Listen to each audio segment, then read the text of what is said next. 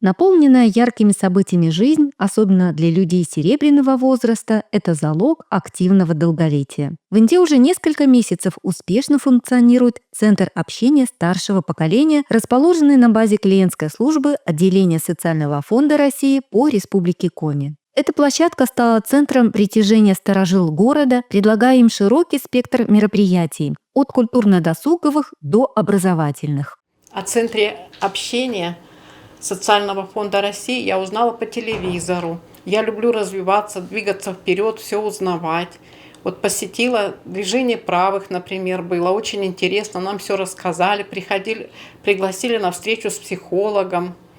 Все очень интересно, мастер-класс был. Изготавливали мешочек с отдушечками.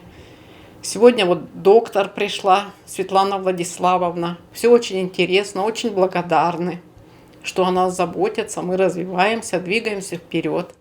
6 февраля в рамках деятельности Центра состоялась познавательная беседа, посвященная профилактике и лечению артериальной гипертонии. Мероприятие провела Светлана Воликова, заведующий поликлиникой номер 1, врач-кардиолог Интинской центральной районной больницы. Лекция прошла на одном дыхании благодаря живому изложению и интересному материалу.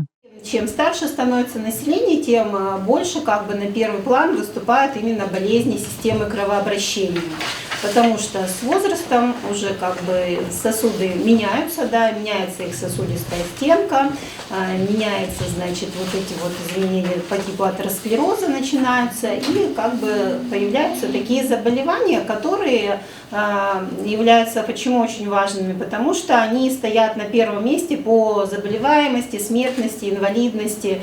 То есть основная масса людей у нас умирает все-таки от сердечно-сосудистых заболеваний. На втором месте онкология, но мы пока про нее говорить не будем. Поэтому важно просто знать, что являются такими факторами риска, которые способствуют возникновению этих заболеваний, и уже на этом уровне предупреждать их возникновение. А если уже развелось там заболевание, то правильно лечиться, правильно наблюдаться. Интинцы узнали о факторах риска, важности профилактики и необходимости соблюдения назначенного лечения.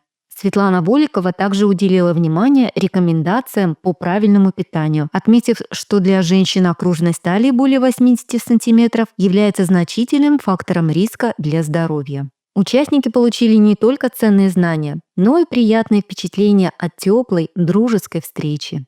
Центр общения продолжает объединять людей, следящих за своим здоровьем и стремящихся к активной, насыщенной жизни. Для старшего поколения это место новых встреч, ярких впечатлений и незабываемых моментов. Наш центр старшего поколения уже посетили более 40 пенсионеров. Были проведены мастер-классы, лекции и беседы с представителями разных организаций и учреждений нашего города. Все желающие люди старшего поколения могут посещать наш центр с понедельника по пятницу.